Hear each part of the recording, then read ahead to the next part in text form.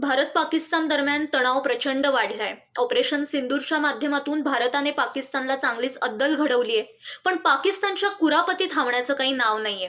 पाकिस्तान आता भारतावर सायबर हल्ला करण्याच्या तयारीत आहे आणि गुप्तचर यंत्रणेने सतर्कतेचा इशारा सुद्धा दिलाय.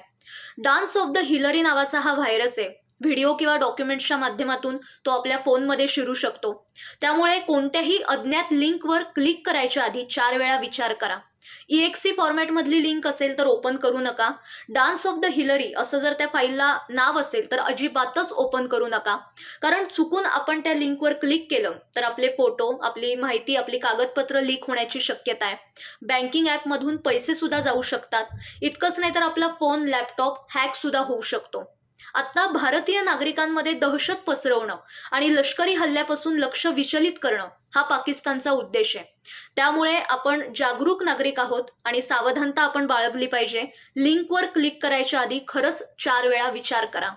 Thank you.